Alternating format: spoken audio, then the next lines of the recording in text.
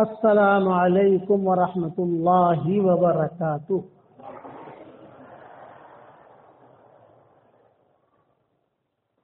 الحمد للہ نحمده ونستعینه ونستغفره ونؤمن به ونتوکل علیہ ونعوذ باللہ من شرور انفسنا ومن سیئات اعمالنا ونعوذ باللہ من شرور انفسنا ومن سیئات اعمالنا من يهده اللہ فلا مضل له ومن يضلله فلا هادي له ونشهد أن لا إله إلا الله وحده لا شريك له ونشهد أن سيدنا ومولانا محمدا عبده ورسوله صلى الله عليه وعلى آله وأصحابه وبارك وسلم تسليما كثيرا كثيرا، أما بعد فأعوذ بالله من الشيطان الرجيم، بسم الله الرحمن الرحيم، إن هذا القرآن يهدي للتي هي أقوم ويبشر المؤمنين الذين يعملون الصالحات أن لهم أجرا كبيرا وأن الذين لا يؤمنون بالآخرة أعتدنا لهم عذابا أليما۔ صدق اللہ العظیم۔ قابل احترام بھائیو، دوست بزرگوں، اللہ کا ایک قانون ہے کہ حق کی تربیت اللہ مخالف فضاؤں میں کرتا ہے۔ کبھی بھی حق موافق فضاؤں میں نہیں پلتا، اس کی فضائیں مخالف ہوتی ہیں۔ حق پلتا رہتا ہے، پلتا رہتا ہے، پلتا رہتا ہے، پھر اس حق کو اللہ دنیا میں عام کرتا ہے۔ حضور صلی اللہ علیہ وسلم کی تربیت بھی اللہ تعالیٰ نے مخالف فضاؤں میں کی۔ آپ صلی اللہ علیہ وسلم کی سیرت پر آپ نظر ڈالو، آپ حضرات تو ماشاء اللہ پڑھے لکھے علماء ہیں کہ بچپن سے لے کر اور مرتے دم تک موافق ہوائیں نہیں ملی ہیں، مخالف ملی ہیں۔ گھر والے مخالف، رشتہ دار مخالف، ماحول مخالف، اور حضور صلی اللہ علیہ وسلم جو ہے بڑے ہوتے رہے، پلتے رہے، پلتے رہے، پلتے رہے، اور حق بھی جو ہے پلتا رہا، یہاں تک کہ اللہ نے دین کو پھیلا دیا۔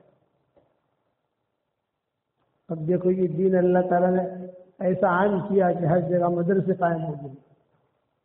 میرے والد صاحب رحمۃ اللہ علیہ ہمیں ایک قصہ سناتے تھے۔ یہ کہتے تھے کہ پہلے دن میں گجرات میں جماعتیں لے کر، عمومی جماعتیں لے کر چلتا تھا تو یہ ہمیں لوگ پتھر بہت مارتے تھے، یہ دیولا اور یہ کاغی شروع میں۔ تو ابا فرماتے تھے کہ مجھ پر بہت غلبہ تھا گجرات کا، لیکن میں نے گجراتی دیکھا تھا، دنیا تو دیکھی نہیں تھی۔ تو ابا کہتے تھے کہ ایک مرتبہ میں حج کے لیے گیا، جب حج کے لیے گیا تو گجرات کا غلبہ تھا، ابھی گجرات میں تو کام ہی نہیں، تو سردی کی راتیں تھی، عشاء کی نماز کے بعد میں منتظم پر چمٹ گیا اللہ سے، اور تہجد کی اذان تک ملتزم پر ہی رہا، اور اللہ سے گجرات مانگتا رہا کہ اللہ گجرات میں نے بہت پتھر کھائے ہیں اور کوئی سنتا نہیں ہے، کوئی باتیں بھی نہیں مانتا۔ اس زمانے میں یہاں بدعت کا بہت غلبہ تھا ہمارے علاقوں میں۔ بس اس کے بعد سے اللہ نے پھر گجرات کو جو اٹھایا، اب دیکھ رہو ہر جگہ پر مدرسے ہیں، خانقاہیں ہیں، دینی ادارے ہیں، دعوت کا کام ہے۔ پھر ابا کہتے تھے میری یہ دعا اللہ نے قبول کی تو مجھے ایک حسرت رہے گی، جب اللہ سے مانگنا تھا تو پوری دنیا کیوں نہیں مانگی؟ بھائی اللہ سے مانگنا ہے تو بڑی چیز مانگو نا، چھوٹی چیز کیوں مانگتے ہو؟ تمہیں ہمیں کہا دینا، اللہ کو دینا ہے۔ تو ایک بات یہ یاد رکھنا کہ حق کی پرورش اللہ مخالف فضاؤں میں کرتا ہے۔ آپ پڑھتے ہیں، پڑھاتے ہیں، نامناسب حالات آئے گی، 100% مناسب حالات نہیں ہوتے، کبھی کوئی مخالف، کبھی کوئی مخالف، جھٹکے لگتے ہیں، جھٹکے۔ وہ جھٹکوں پر آدمی صبر کر لے اور برداشت کر لے تو آدمی سمجھ جاتا ہے۔ والد صاحب رحمۃ اللہ علیہ ہمارے اپنی تاریخ بہت سناتے تھے یہ کہتے تھے کہ ہم بہت غریب تھے، ہمارے والد صاحب رحمۃ اللہ علیہ، اور کہتے تھے کہ ہمارے پاس چراغ جلانے کے لیے تیل بھی نہیں تھا۔ والد یعنی دادا کا ہمارے پہلے انتقال ہو چکا تھا، دادی حیات تھی، اور اخیری عمر میں وہ بھی نابینا ہو گئی تھی، ہماری دادی جی ہے وہ، لیکن دیندار تھی، نیک، ان کے خیالات نیک تھے۔ جیسے زبیدہ جو ہے ہارون رشید اور زبیدہ، بنو عباس جو تھے، بنو امیہ بنو عباس، یہ دونوں حکومتیں رہی ہیں، بنو امیہ اور بنو عباس۔ تو یہ ہارون رشید بادشاہ تھے، لیکن ان سے زیادہ دینداری زبیدہ نہیں تھی۔ نیکی کا مزاج، خیر خبر رکھنا لوگوں کا، یہ ان کے مزاج میں تھا زبیدہ کے۔ زبیدہ جو ہے ہمارے یہاں بھی نام رکھتے ہیں، لیکن اصل زبیدہ جو ہے زبدہ سے ہے، زبدہ یعنی مسکا، یعنی مسکے جیسی تھی، اس کو وہ زبیدہ کہتے ہیں۔ آج کل تو اپنے یہاں تو زبیدہ زبیدہ زبیدہ کہتے رہتے ہیں ہمارے یہاں بھی۔ تو جو عورتوں میں دینی مزاج ہوتا ہے ان کی اولاد بہت چمکتی ہے۔ تو والد صاحب رحمۃ اللہ علیہ کہتے تھے کہ مجھ پر ہم پر ایسے حالات آئے کہ کھانے کے لیے ایک روٹی ملتی تھی ہمیں، ہم 4 بھائی، تو چاروں بھائی کے ایک روٹی کے 4 ٹکڑے کرو، جب 4 ٹکڑے کرو تو دیکھتے تھے یہ ٹکڑا تیرا بڑا ہے، یہ میرا چھوٹا ہے، یہ اس سے لڑائی ہوتی تھی ہماری، دوسرا تھا ہی نہیں ہمارے پاس۔ اور مجھے علم کا شوق، اور میری والدہ یعنی میری دادی وہ یہ کہتی تھی کہ اللہ میرے بیٹے کو عالم بنا، پیسے نہیں ہے، میرے بیٹے کا عالم بنا، میرے بیٹے کا عالم بنا۔ خیر اللہ اللہ کرتے کرتے میں دیوبند پہنچا۔ اب دیوبند جو پہنچا تو وہاں پر میرے لیے جو شرع جامی کے مطالعے کے لیے پیسے نہیں، رات کو دیکھنا ہے تو لائٹ کا انتظام نہیں۔ رستے میں جو لائٹیں لگتی تھی حکومت کی اس میں چلا جاتا تھا، کبھی کھڑے رہ کر مطالعہ کرتا تھا، لیکن سب سے زیادہ خوشی مجھے اس رات میں ہوتی تھی جب 14ویں رات کا چاندنا ہوتا تھا۔ یہ ابا کہتے تھے، میں عربی تاریخ سے دیکھتا جاتا تھا، آج کون سی ہے، آج 10 ہے، آج 11 ہے، آج 12 ہے، ہاں آج کی رات لکھتی ہے، کیونکہ اس میں صاف دکھائی دیتا تھا۔ تو ہم نے کہا کہ ابا اگر رات دوسری رات میں کیا کرتے؟ بولے ہندوؤں کے گھروں میں چلا جاتا، وہاں ہندو بہت رہتے ہیں دیوبند میں، غیر مسلم، تو وہ اپنے گھر میں چراغ جلا کے رکھتے ہیں، تو وہ دروازے کی دراڑ سے جو روشنی آتی تھی اس میں شرع جامی کا مطالعہ کرتا تھا۔ میں نے شرع جامی کا مطالعہ اس میں کیا۔ اسی حال میں دادی کا انتقال کا وقت قریب ہوا۔ اچھا اس سے پہلے میں چھوٹا تھا تو میں آتا تھا تو میری والدہ میری دادی یہ کہتی تھی عمر قرآن سنا، تو میں جو ہے سورہ اخلاص، سورہ فلق، سورہ ناس یہ سنا اور بھاگ جاؤں، کھیل کا مزاج تھا، بھاگ جاؤں تو وہ دادی نابینا ہو چکی تھی تو وہ کھڑے ہو جائے، اللہ عمر چو جو ہماری گجراتی ہے، اللہ عمر چو جو وہ کھڑی ہو کر جو ہے وہ دیوار پکڑ پکڑ کے آتی اور زور سے کہتے اللہ عمر اللہ عمر۔ تو ان ابا کے جو دوست ہوتے کہتے کہ تیری اماں بولا، تیرے اماں بلا دی، تیرے اماں بلا دی۔ میں آتا، میں مجھے آ کر بٹھاتی اور بٹھا کر کہتی کہ تو جو ہے نا چھوٹے چھوٹے سورتیں سنا کر بھاگ جاتا ہے، سورہ بقرہ سنا، یہ بس سورہ بقرہ سنا، اور 2.5 پاری کی ہے وہ تقریباً، تو میں سورہ بقرہ سنا تھا، لیکن یہ کہ چونکہ جلدی ہوتی کھیلنے کی تو 2-3 رکوع سمجھ گئے نا، 2-3 صفحے 2-3 رکوع تو گئے اوور تو غلطی کری سب نے، حالانکہ وہ حافظ نہیں تھی، دیکھتے کہ حافظ نے غلطی پکڑے، نہ تو نے کو ڈنڈی ماری سے ہاں بے صفا تو آ کر برابر بٹ۔ پھر جب میں سورہ بقرہ سنا دیتا تو دادی کہتی کہ بیٹا عمر اندھیری کوٹری میں تیری اندھی ماں تجھ سے قرآن سن رہی ہے، ایک زمانہ آئے گا کہ دنیا کے بڑے بڑے لوگ بڑے بڑے مجمع تیرا قرآن سنیں، یہ دادی کہتی۔ اب وہ کیسے سنیں گے؟ دکھائی کچھ نہیں دیتا، حالات ایسے ہیں، دکھائی کچھ بھی نہیں دیتا، لیکن میں دعا مانگتا رہتا تھا. ابا کہتے تھے کہ مجھے اللہ تعالیٰ نے ایک خاص چیز یہ دی کہ میں کبھی بھی مایوس نہیں ہوا ہوں, اللہ سے مانگتا رہتا تھا. کوئی بھی حال آوے نہیں تو میں اللہ سے کہتا تھا. پھر دادی کا انتقال کا وقت قریب آیا. ہمارے والد صاحب سنا تھی, دادی بمبئی میں تھی, نابینا ہو چکی تھی. دادی سے بھائی ہمارے چچاؤں نے کہا کہ بھی سب جو ہے یہاں حاضر ہے, بہنیں بھی ہیں اور سب بھائی بھی ہے, خالی کا اکیلا عمر نہیں ہے, عمر تو دیوبند میں ہے. تو اس کو اس زمانے میں تار کیے جاتے تھے, تار کر کے اس کو بلا لے. تو دادی کہتی تھی دیکھو تم لوگ اس کو مت بلاؤ, اس کو پڑھتا ہے پڑھنے دو, کوئی ضروری نہیں ہے, وہاں اللہ رسول کا نام لے رہا ہے, پڑھ رہا ہے, علم حاصل کر رہا ہے, اسے مت چھوڑو تم. جب وفات کا وقت قریب آیا تو دادی جو ہے وہ ایک دم سے ہنسی, مسکرا ایک دم. سب لوگ کہنے لگے کیوں ہنس رہی ہے, کیا دیکھ رہی ہے, واہ واہ واہ واہ واہ, ایسے ہنسی. اور آؤ مسافہ کرو, ایسا کر کے جیسے کسی سے معاملہ کر رہی ہے, ایسا کر کے پھر جب کلمہ پڑھا اور کلمہ پڑھ کے روح پرواز کر دی. اب وہ پوچھا انتقال سے پہلے, یہ کہا کہ دادی آپ حوری نام تھا ان کا, یہ کچھ نام یاد رہا ہے. تو کہتے کہ ماں تم ہنساتا نہیں, کیوں ہنسے تم؟ تو دادی نے کہا کہ الحمدللہ میں اس لیے ہنسی کہ میرے بیٹے عمر کو 2 فرشتے دیوبند سے لے کر آئے اور مجھے دکھایا, مسافہ بھی کروایا, معانقہ بھی کروایا, اور کہا کہ بیٹا عمر اب میں جا رہی ہوں, اور میں نے اس کو تو دیکھا لیکن جو قریب تھے میں ان کو نہیں دیکھ سکتی.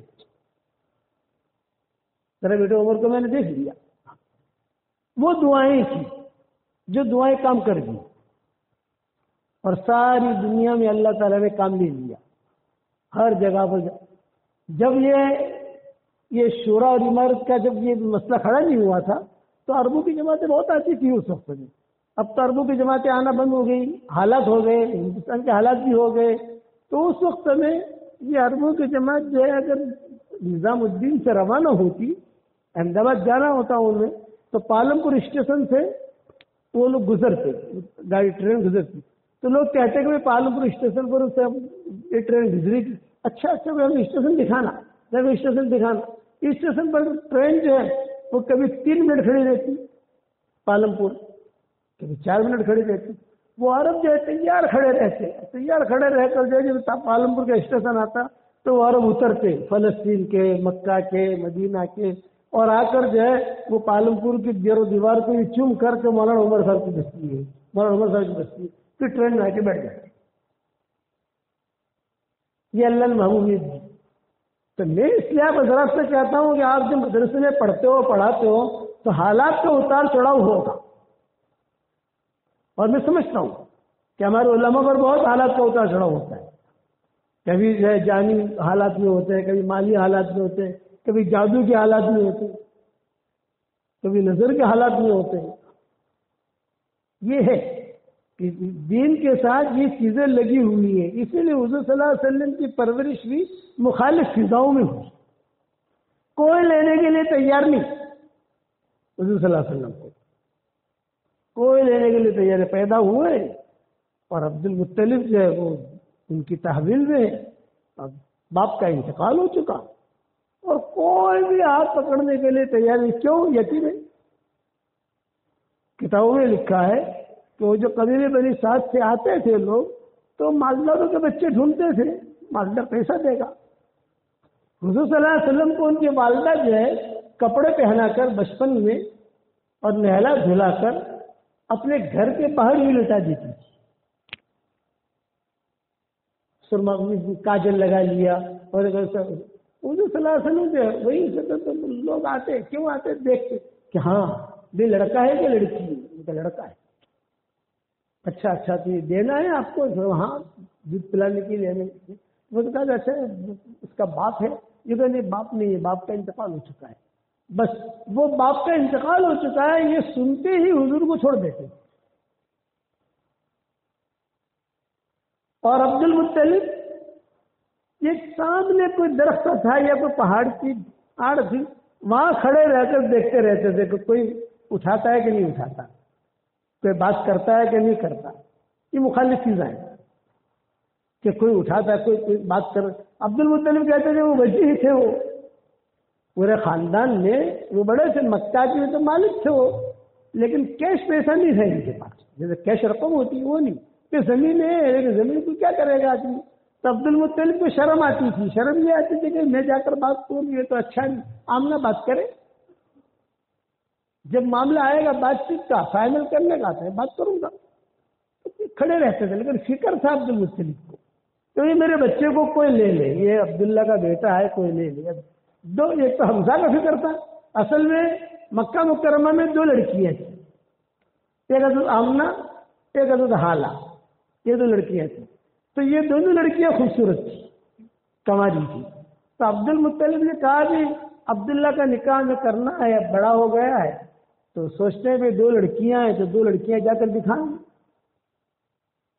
جو پسند آئے نکاح کر لیں. چنانچہ سارے چچا حضور صلی اللہ علیہ وسلم کے اور سارے کے سارے جو ہے وہ گئے. عبد المطلب بھی گئے, یہ تو باپ تھے, دادا تھے, یہ تو حضور صلی اللہ علیہ وسلم کے دادا تھے, سب گئے وہاں. تو وہاں جا کر 2 لڑکیاں بیٹھی ہوئی تھی, آمنہ اور حالہ. تو آمنہ جو ہے یہ بالکل آمنہ کے سامنے عبداللہ جا کر بیٹھ گئے, اور حالہ کے سامنے یہ عبد المطلب آ کے بیٹھ گئے. اب یہ طے ہوا بھائی عبداللہ تم کو کون سی لڑکی پسند ہے, آمنہ پسند ہے کہ حالہ پسند ہے؟ ارے مجھے تو آمنہ پسند ہے. اچھا آمنہ کے ساتھ نکاح ہو گیا. اب حالہ بچ گئی تو عبد المطلب نے کہا بھائی حالہ کے ساتھ میرا نکاح کرا دو. تو حالہ کے ساتھ عبد المطلب کا نکاح ہوا. تو حالہ کے پیٹ سے حمزہ پیدا ہوئے اور آمنہ کے پیٹ سے حضور صلی اللہ علیہ وسلم پیدا ہوئے. اس لیے دونوں ہم عمر تھے اور دونوں کی تربیت عبد المطلب نے کی. اس لیے حضور صلی اللہ علیہ وسلم کے چچا جی تھے. ویسے تو حضور صلی اللہ علیہ وسلم کے خاص دوست تھے عثمان ابن مظعون, جسے جگری دوست کہا جاتا ہے, جو آخر تک حضور کے ساتھ رہے. بیچ میں یہ رڑ گئے تھے عثمان ابن مظعون جو ہے, بیچ میں یہ حضور صلی اللہ علیہ وسلم کے ساتھ ان کی کٹی ہو گئی تھی. اور حضور کے نکاح, حضور صلی اللہ علیہ وسلم کی شادی ہوئی تو جیسے دلہے کے ساتھ ہمارے یہاں معمول ہوتا ہے نا, کوئی جاتا ہے کوئی لڑکا ہوتا ہے, یہ عثمان ابن مظعون اخیر تک حضور کے ساتھ رہے, اخیر کے ساتھ بچپن سے لے کر حضور کہاں ہوں گے وہاں عثمان بن مظعون ہوں گے, اور عثمان بن مظعون جہاں ہوں گے وہاں حضور ہوں گے. کتنی دوستی تھی حضور صلی اللہ علیہ وسلم کے ساتھ. لیکن اچھا جب حضرت خدیجہ رضی اللہ تعالیٰ نے کے ساتھ نکاح ہوا حضور صلی اللہ علیہ وسلم کا, تو یہ عثمان بن مظعون آگے پیچھے تھے دوستوں میں. لیکن حضور صلی اللہ علیہ وسلم نے جب نبوت کا دعویٰ کیا, یہ عثمان بن مظعون نے کٹی کری, کہ نہیں تیرے ساتھ میری نہیں جائے گی, تو نے اتنا پرانا دین ہمارا باپ دادا کا اس کے خلاف اعلان کیا یہاں. تو سب سے زیادہ غم حضور کو بھی ہوا اور حضرت خدیجہ کو بھی. حضرت خدیجہ کو اس لیے ہوا کہ حضرت خدیجہ کا مقام تو بہت بڑا تھا نا, رئیسہ تھی وہ. تو حضور صلی اللہ علیہ وسلم کے ساتھ تو حضرت خدیجہ کمرے میں رہتی تھی, لیکن دوسرے کمرے میں حضرت خدیجہ بہت اہتمام کے ساتھ عثمان بن مظعون کے کھانے کا, ان کے پانے کا, ان کے پانی کا, ان کے آرام کا سب خیال رکھتی تھی کہ حضور کے دوست ہیں, حضور کے ساتھ رہے. حضور صلی اللہ علیہ وسلم کبھی ان کے بغیر جاتے ہی نہیں تھے کسی جگہ. اتنی پکی دوستی تھی عثمان بن مظعون کی. لیکن جہاں حضور صلی اللہ علیہ وسلم نے اعلان کیا کہ میں اللہ کا نبی ہوں, یا ایھا الناس قولوا لا الہ الا اللہ تفلحوا, جہاں حق بات کئی لوگ مخالف ہو گئے. تو مخالف, ان میں مخالف ہونے والوں میں یہ عثمان بن مظعون بھی تھے. جیسے خدیجہ کہتی تھی کہ جہاں حضور نے اعلان کیا تو سب سے پہلے بولیا بسترا انہوں نے باندھا اور لے کے نکل گئے. بہت بلایا حضور نے, ارے عثمان میری بات ماننی ہو تو مان, نہ ماننی ہو تو مت مان, لیکن کم سے کم تو دوستی تو مت توڑ. بھائی دوستی جو ہو تو باقی نہیں. اب حضور صلی اللہ علیہ وسلم باہر بیٹھے رہتے تھے, حضرت خدیجہ بھی باہر بیٹھے رہتی تھی, بچیاں پیدا ہونی شروع ہو گئی تھی اور حضور کو نبوت تو ملی گئی تھی الحمدللہ. ایک مرتبہ یہ عثمان بن مظعون گزرے, حضرت خدیجہ نے کہا عثمان جا رہا ہے, تمہارا دوست لنگوٹیا. اچھا عثمان بن مظعون جب حضور کے گھر کے قریب سے گزرتے تھے تو پہلے تو دیکھتے دیکھتے جاتے تھے, لیکن اب چونکہ کٹی ہو گئی ہے تو میں نے کٹی کر لی ہے تو یوں کر کے جاتی ہے، دیکھنا نہ پڑے، گزرنا تو پڑتا تھا، مکہ کرم چھوٹی سے بچتی تھی تو یوں جائے یوں کر کے، تو حضرت خدیجہ نے کہا وہ عثمان جا رہے ہیں، عثمان آپ نے پتا نہیں عثمان ہے، تو حضور نے وہی بیٹھے بیٹھے کہا ارے بھائی عثمان، ہمارے زبان میں کہتے تھے ایسے بھی رخی بھی کیا جو سلام تک نہ پہنچے، کہ ٹھیک ہے تجھے ہماری بات سمجھ میں نہیں آتی بھائی عثمان عثمان عثمان، تو ان کو شرم آئی گی عثمان بن مظعون، انہوں نے کہا کہ بھی بلا رہے تھے چلو مڑ کے دیکھا، ہاں کیا کہہ رہے ہو، اور دعا سلام تو کر بھائی، تو تو گیا وہ گیا، دعا سلام تو کر، تو خیر عثمان بن مظعون آ گئے حضور صلی اللہ علیہ وسلم کے پاس آ کر بیٹھے، جب آ کر بیٹھے تو حضرت خدیجہ نے اکرام کیا ان کا، یہ پانی ہے کھجور ہے، حضور کے دوست ہیں کا پانی ہے کھجور ہے، تو اتنے میں حضور صلی اللہ علیہ وسلم باتیں کرتے کرتے حضرت عثمان بن مظعون کے ساتھ اچانک حضور نے یہ دیکھا، پھر یہ دیکھا، پھر یہ دیکھا، پھر یہ دیکھا، بائیں طرف یہ دیکھا، یہ ساری چیزیں حضور کرتے رہے تو عثمان بن مظعون گھبرائے جو یہ کیا کر رہے ہیں، پھر ایک دم سے حضور صلی اللہ علیہ وسلم جو ہے سنبھل کر بیٹھے، ہاں عثمان کیا حال ہے، حضرت عثمان نے کہا نہیں پہلے مجھے بتاؤ کہ تم نے کیا کیا، اوپر دیکھا نیچے دیکھا، پھر دائیں طرف اوپر دیکھا پھر نیچے دیکھا، بائیں طرف اوپر دیکھا نیچے دیکھا، کیا کیا تم نے، تو حضور صلی اللہ علیہ وسلم نے فرمایا میرے پاس فرشتہ آیا تھا اور قرآن کی ایک آیت لے کر آیا تھا، میں وہ لے رہا تھا، اچھا قرآن کی کون سی آیت تھی، تو حضور صلی اللہ علیہ وسلم نے یہ آیت پڑھی ان اللہ یأمر بالعدل والإحسان وإیتاء ذی القربى وینہی عن الفحشاء والمنکر والبغی لعلکم تذکرون، جہاں حضور نے یہ آیت پڑھی تو کہا اچھا یہ آیت آسمان سے آئی ہے، وہاں اشہد ان لا الہ الا اللہ واشہد انک رسول اللہ،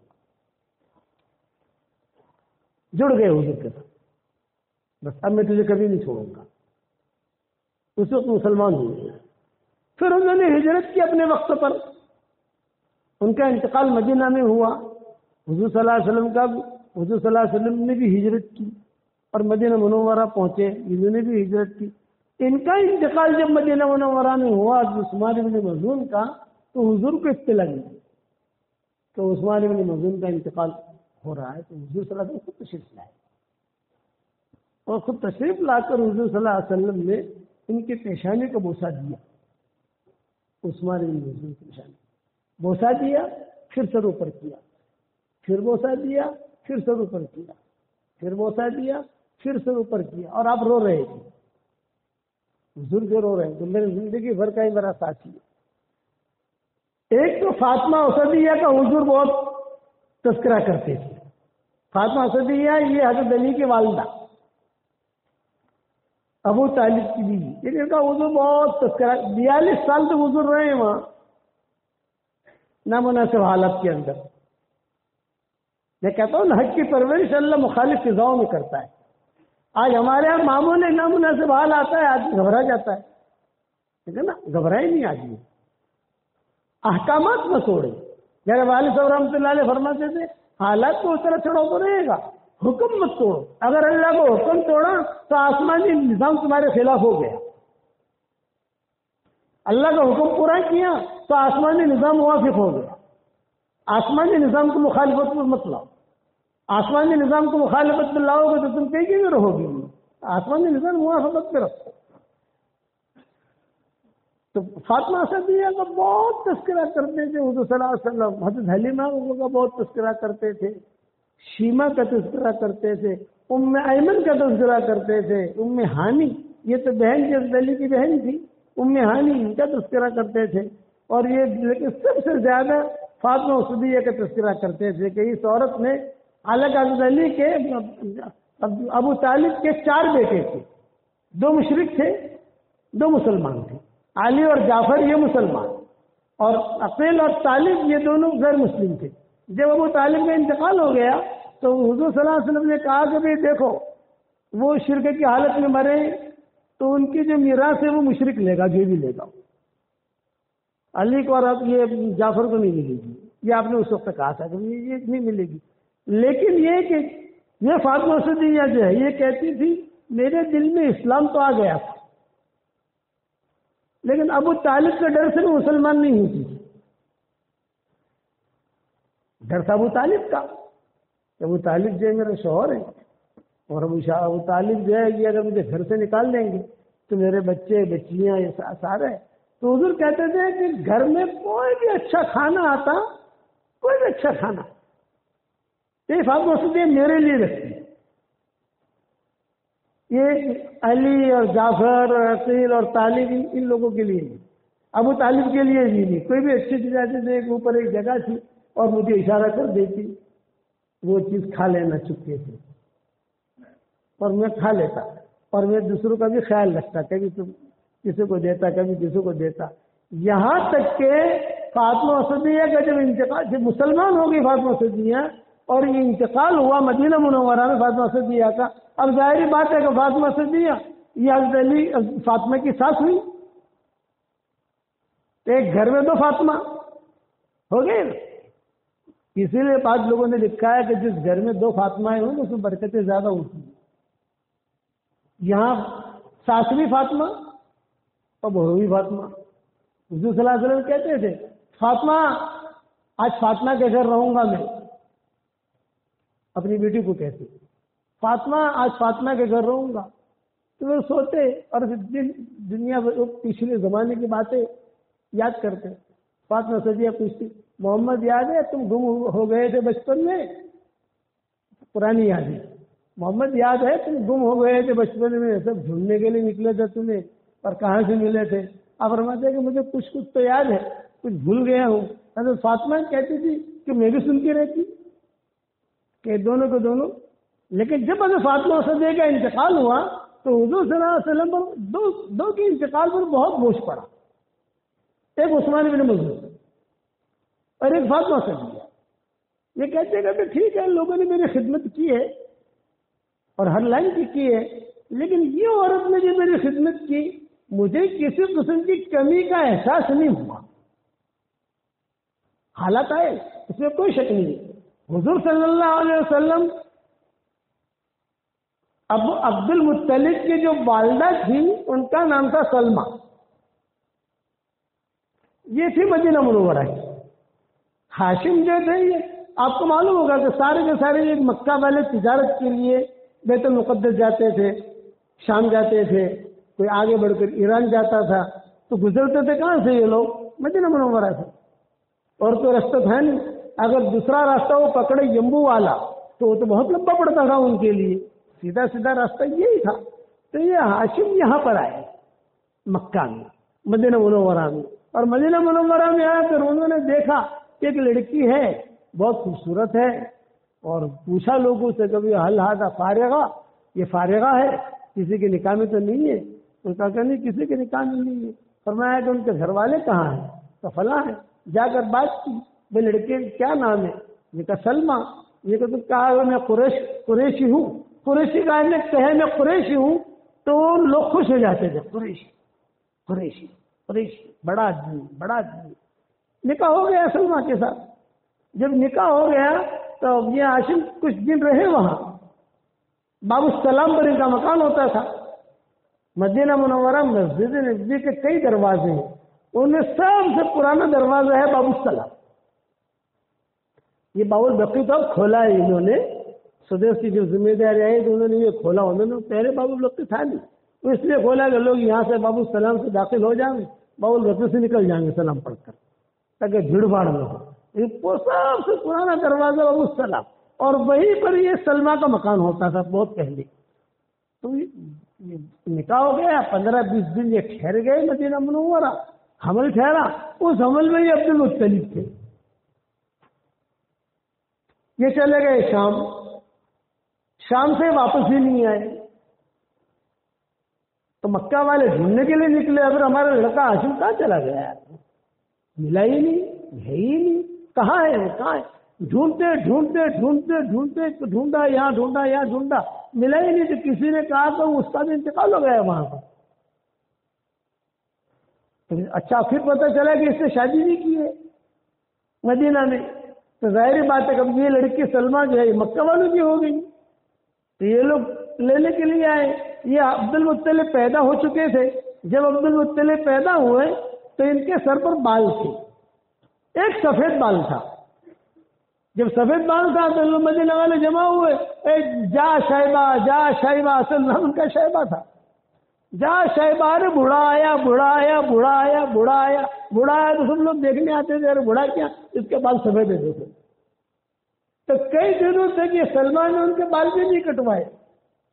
کیوں نہیں کٹوائے؟ تاکہ لوگ دیکھیں، بال کٹوا دیں گے تو یہ عبد المطلب جا شیبہ جا شیبہ جا شیبہ جا شیبہ جا شیبہ۔ اور یہ عبد المطلب جب بڑے ہوئے تو اولاد بہت تھی ان کی، تو سب سے زیادہ محبت یہ حضور صلی اللہ علیہ وسلم کے والد سے کرتے، بہت پیار دیتے۔ یہ حالانکہ لڑکے اور بھی تھے عبد المطلب، بہت پیار دیتے تھے۔ تو فاطمہ اسدیہ کا میں قصہ سنا رہا تھا، جب ان کا انتقال ہوا تو حضور پہ اتنا بوجھ پڑا، اتنا بوجھ پڑا، صحابہ سے کہا کہ قبر کھودے اس کی، لیکن ڈبل قبر کھودنا،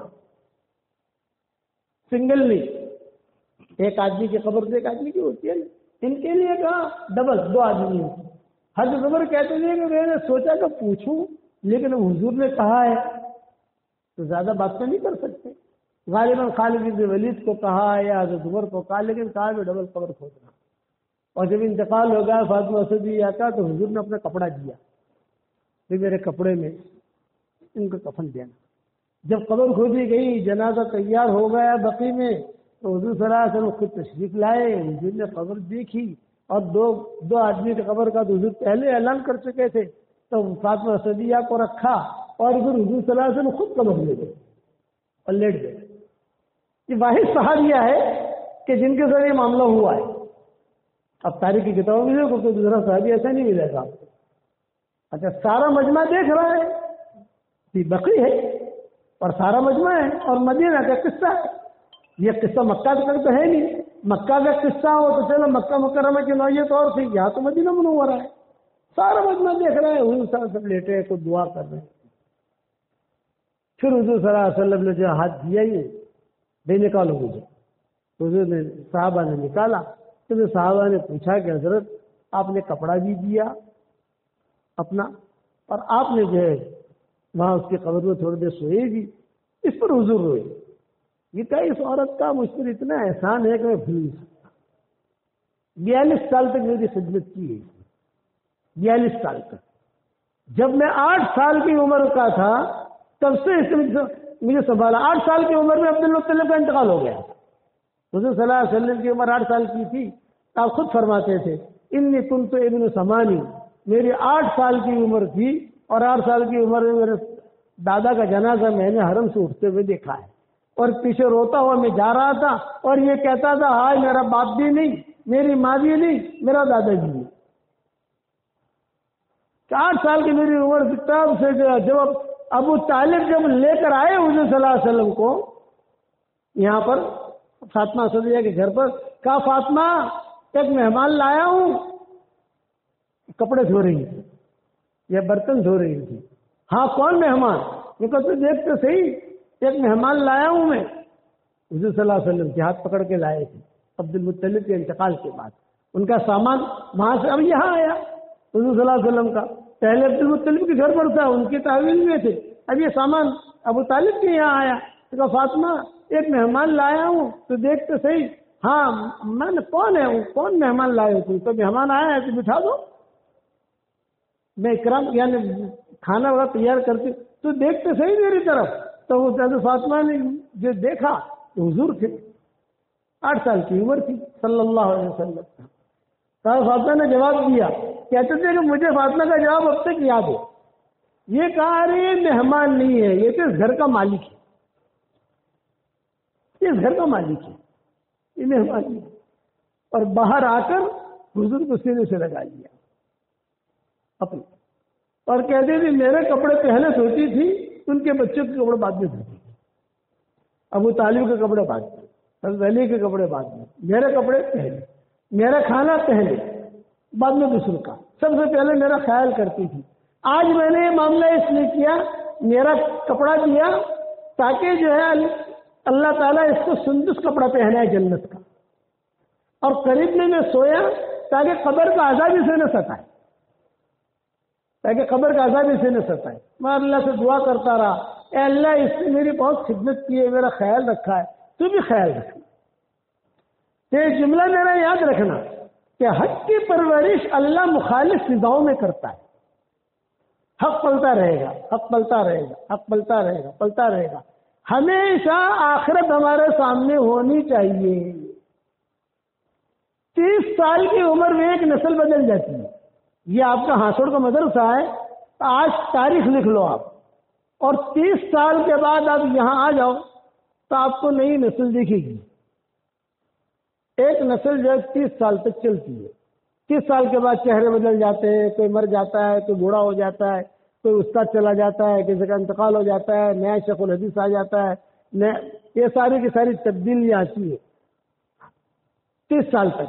تو یہ کہنا چاہوں گا کہ آدمی ہمیشہ آخرت کو رکھے۔ 3 چیزوں پر نبیوں نے بہت محنت کی، توحید، رسالت، آخرت، بس توحید، رسالت اور آخرت۔ جتنا اس کا تذکرہ والد صاحب رحمۃ اللہ علیہ کہتے تھے کہ جتنا اس کا زیادہ تذکرہ کریں گے اتنا ہمارا ایمان مضبوط ہوگا، اور جب اس سے غافل رہیں گے تو ایمان کمزور، پھر آدمی اللہ سے ڈرے گا۔ ہارون رشید کا انتقال کا وقت جب قریب آیا تو ہارون رشید کی بیوی زبیدہ نے کہا کہ ہارون رشید اب تیری موت کا وقت قریب آ گیا ہے، اب تو اللہ کی طرف جا رہا ہے، اللہ کے پاس جا رہا ہے، تو کچھ جو ہے رجوع کر لے، ہو سکتا ہے تیری معافی ہو جائے۔ اس لیے کہ بیوی شوہر کے کالے دھندے اس کو معلوم ہوتے، اور شوہر کو بیوی کے کالے دھندے معلوم ہوتے۔ میاں بیوی ایک دوسرے کے بارے میں قیامت کے میدان میں کہہ دیں کہ اللہ کا میرا شوہر اچھا تھا یا میری بیوی اچھی تھی، تو کہتے ہیں امید ہے کہ اللہ معاف کر دے گا، کہ وہ دونوں ایک دوسرے کو پہچانتے ہیں۔ تو یہ ہارون رشید نے اس کے زبیدہ نے انتقال سے پہلے کہا تھا ہارون رشید کو کہ دیکھ تیرا انتقال کا وقت قریب آیا ہے، کچھ رجوع اللہ کر لے، ایسی بیماری تجھے لگی ہے، اس بیماری سے تجھے شفا ہونے والی نہیں ہے، اب تو دنیا سے جا رہا ہے، تو میں کیا کروں؟ یہ کہا تو اللہ کے سامنے رو، آنسو بہا۔ تو کہا میرے آنسو نہیں نکلتے، آنسو کیسے نکلے؟ یہ کہا تو تیرے قبر دیکھ، تیرے وزیروں سے کہہ کہ میری قبر دکھاؤ، قبر دیکھ کر بھی تعجب ہوتا ہے نا۔ تو اس نے اعلان کیا ہارون رشید نے، ارے بھائی میری قبر تم کہاں بناؤ گے؟ تو ظاہری بادشاہ کا بادشاہ ہے، تو بادشاہ کی قبر اس کے شان کے مطابق بنتی ہے۔ یہ فرمایا کہ ہم نے فلاں جگہ انتظام کیا ہے تمہاری قبر کا، یہ کہا مجھے دکھاؤ۔ لے گئے، زبیدہ بھی ساتھ تھی، سارے کے سارے جو اس کے آواز انصار عمرہ وزراء وہ سارے کے سارے ساتھ تھے، اور یہ کہا کہ یہ آپ کی قبر ہم نے آپ کے لیے کھودی ہے۔ بعد جو اس نے قبر کی طرف دیکھا تو اس نے قرآن کی آیتیں پڑھی اور روتا گیا۔ فَأَمَّا مَنْ أُوتِيَ كِتَابَهُ بِيَمِينِهِ فَيَقُولُ هَاؤُمُ اقْرَءُوا كِتَابِيَهْ۔ کہا بس میں اس دروازے پر جا رہا ہوں۔ فَأَمَّا مَنْ أُوتِيَ كِتَابَهُ بِيَمِينِهِ فَيَقُولُ هَاؤُمُ اقْرَءُوا كِتَابِيَهْ إِنِّي ظَنَنْتُ أَنِّي مُلَاقٍ حِسَابِيَهْ فَهُوَ فِي عِيشَةٍ رَاضِيَةٍ فِي جَنَّةٍ عَالِيَةٍ قُطُوفُهَا دَانِيَةٌ كُلُوا وَاشْرَبُوا هَنِيئًا بِمَا أَسْلَفْتُمْ فِي الْأَيَّامِ الْخَالِيَةِ۔ جس کے دانے ہاتھ میں حشر کے میدان میں نامہ اعمال دیے جائیں گے، وہ خود اعلان کرے گا، ہاؤم اقرؤوا کتابیہ، اے ذرا نامہ عمل دیکھو بھائی، دیکھو میں کامیاب ہو گیا۔ انی ظننت انی ملاق حسابیہ، مجھے یقین تھا مجھے حساب دینا ہے۔ فہو فی عیشۃ راضیہ، خوشی والی زندگی میں ہوگا۔ فی جنت عالیہ، اونچی جنت میں ہوگا۔ یہ ہر رشید پڑھ رہے ہیں، رو رہے ہیں۔ فی جنت عالیہ قطوفہا دانیہ، جنتیں اونچی اونچی اور پھلنے کے لیے، اور اعلان ہوگا کلوا واشربوا ہنیئا بما اسلفتم فی الایام الخالیہ، کھاؤ پیو مزہ کے ساتھ رہو، سادہ مدہ رہو، تم نے دنیا کی زندگی میں اچھے کام کیے تھے، اب یہاں تمہیں اس کا بدلہ دیا جائے گا۔ اب دوسری آیت پڑھ رہے، وَأَمَّا مَنْ أُوتِيَ كِتَابَهُ بِشِمَالِهِ فَيَقُولُ يَا لَيْتَنِي لَمْ أُوتَ كِتَابِيَهْ، جس کے بائیں ہاتھ میں نامہ عمل دیے جائیں گے تو وہ زور زور سے کہے گا اے کاش مجھے میرا نامہ عمل نہ ملتا تو اچھا تھا۔ یا لیتنی لم اوت کتابیہ ولم ادری ما حسابیہ، میں نہیں جانتا تھا کہ حساب کتاب کیا ہے، میری دنیا کی زندگی غفلت میں گزر گئی۔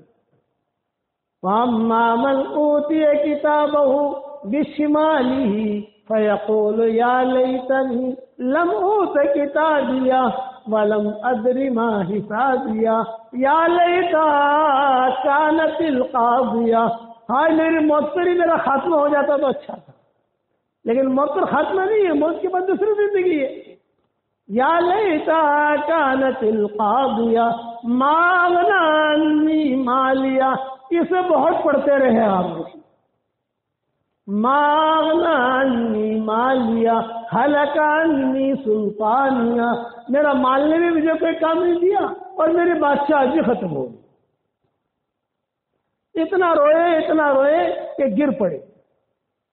تو زبیدہ کہتی تھی کہ امید ہے کہ گر پڑنے پر، اس رونے پر اللہ معاف کر دے گا۔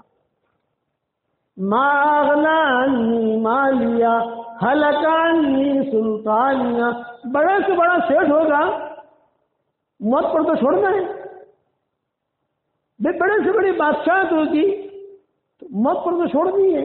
ہلک عنی سلطانیہ، پھر اگلی آیت میں نہیں پڑھ سکے، خذوہ فغلوہ ثم الجحیم صلوہ ثم فی سلسلۃ ذرعها 70 ذراعا فاسلکوہ انہ کان لا یؤمن باللہ العظیم ولا یحض علی طعام المسکین فلیس له اليوم ہاہنا حمیم ولا طعام الا من غسلین لا یاکلہ الا الخاطئون۔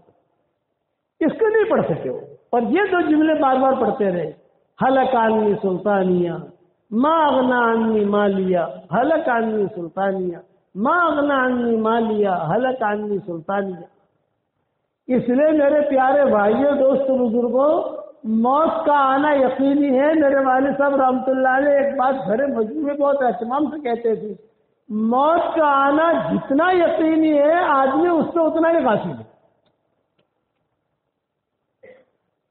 ظہر کی نماز میں اعلان ہوا کسی جگہ کہ بھی ایک فلاں سیٹھ صاحب کا انتقال ہوا ہے، اعلان کرنے والے نے اعلان کیا فلاں سیٹھ صاحب کا انتقال ہوا ہے، عصر کی نماز میں جنازہ آئے گا، سب عصر کی نماز کے بعد جنازے میں شریک ہو جانا۔ تو عصر کی نماز میں 2 جنازے آئے، ارے بھی سیٹھ صاحب کا جنازہ تو سب کو معلوم ہے، دوسرا جنازہ بولے یہ اعلان کرنے والے کا جنازہ ہے، جس نے اعلان کیا اس کا جنازہ ہے۔ اس لیے توحید، رسالت، آخرت، اور یہ بغیر حضور صلی اللہ علیہ وسلم کے اخلاق کی ہماری زندگی میں نہیں آئے گا۔ حضور صلی اللہ علیہ وسلم کی سیرت پر ہمیں چلنا پڑے گا، اس کے بغیر کامیاب نہیں ہوں گے۔ دیکھو چالاکیوں سے دین نہیں چلتا، چالاکیاں جو ہے نا، چالاکیاں یہ کبھی نہ کبھی کھل جاتی ہیں۔ چالاکیاں بے دین دینداروں سے اللہ کام نہیں لیتا۔ اللہ معاف فرمائے، اس وقت میں بے دین دیندار بہت ہیں۔ بے دین دیندار کا کیا مطلب؟ دینداری کا حلیہ ہے اور خود اس کی زندگی میں بے دینی ہے۔